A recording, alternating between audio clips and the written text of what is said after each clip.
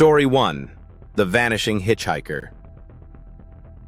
It was a foggy evening in 1973 when Jim Thompson, a truck driver, was making his usual cross-country trip from Arizona to New Mexico. Driving through a long, desolate stretch of highway near the desert, he saw a young woman on the side of the road hitchhiking.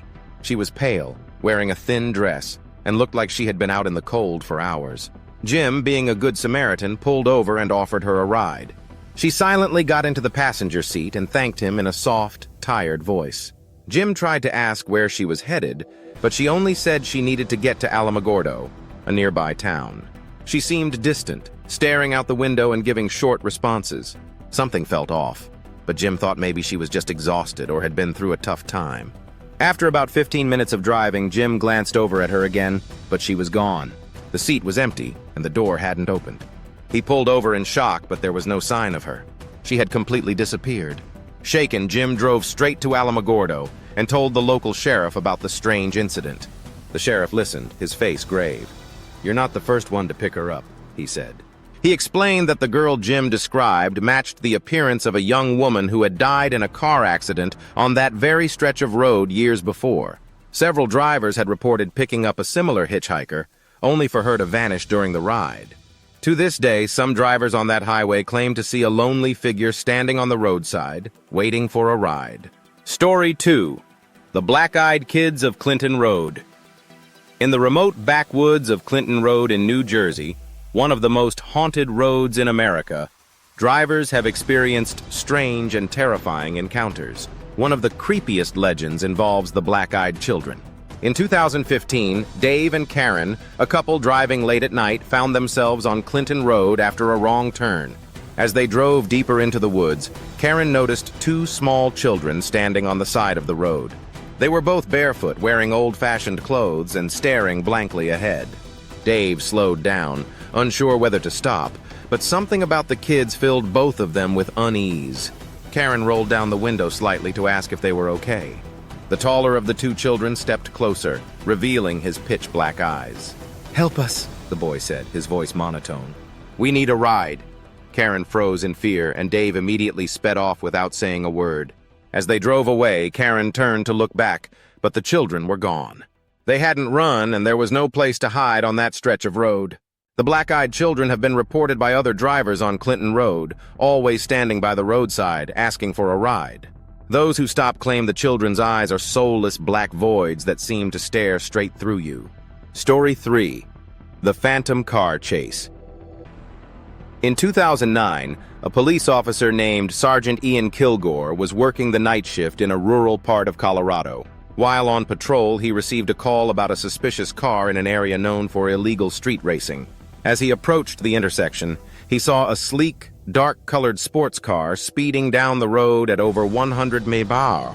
Sergeant Kilgore hit the lights and sirens and gave chase. The car made sharp turns with incredible speed, weaving through the dark roads like it knew every curve and corner. The officer radioed in for backup, but the other officers couldn't locate him or the speeding car on their GPS systems. After a few minutes of the high-speed chase, the car took a sharp turn into a dirt road that led into a dense forest. Sergeant Kilgore followed close behind, but when he turned into the road, the car had vanished. The dirt was undisturbed, no tire marks, no sign of recent movement. It was as if the car had evaporated into thin air. He searched the area but found nothing, not even broken branches or disturbed foliage. There was no place for the car to have gone. Shaken, Sergeant Kilgore returned to the station and recounted the story to his colleagues. They informed him that several other officers had experienced similar encounters with a phantom car in that area, dating back over a decade. Some believe the car belonged to a street racer who died in a crash on that road, doomed to eternally race through the back roads, chased by police who will never catch him. Story 4. The Disappearance of Brandon Swanson. One of the most chilling true stories involves the disappearance of Brandon Swanson. On May 14, 2008, 19-year-old Brandon was driving home to Marshall, Minnesota, after a night out with friends when he crashed his car into a ditch. He wasn't injured, but his car was stuck. Brandon called his parents and told them he was near the town of Lind, asking them to come pick him up. Brandon stayed on the phone with his parents as they drove to the area where he believed he was.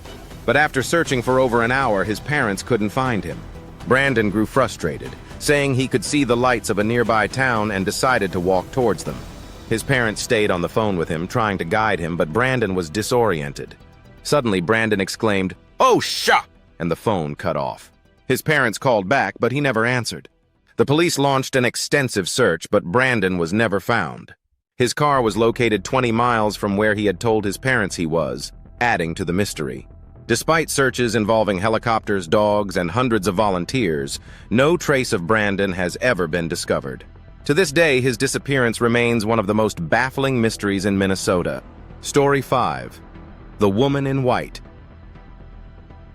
On a dark stretch of highway in rural Texas, many drivers have reported encounters with the woman in white. One particular story in 2013 tells of Mark, a long-haul trucker making his way through Texas late at night. Around 2 a.m., he noticed a figure standing in the middle of the road. As he got closer, he saw it was a woman dressed in a long white gown, her hair wild and matted. She appeared to be waving him down, signaling for help. Mark slowed down, but something about the situation felt wrong. Her face, though obscured by the darkness, seemed hollow, and her eyes looked black in the dim headlights. Instead of stopping, Mark decided to drive around her, keeping his foot on the gas. As he passed, he glanced in his rearview mirror and saw the woman was no longer on the road.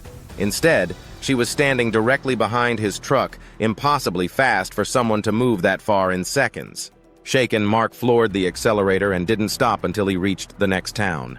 Later, when he mentioned the incident to some locals, they told him the story of the woman in white. According to legend, she had been a bride who was left at the altar decades ago and in her grief wandered into the road where she was struck and killed by a passing car. Ever since then, she has appeared on that highway, trying to stop drivers, maybe for help or maybe for revenge. Many drivers who see her report the same hollow eyes and vanishing act, and some who have stopped claim their cars broke down immediately after seeing her, stranding them on the road. Mark was one of the lucky ones, but the woman in white still haunts that lonely stretch of Texas highway, waiting for her next victim.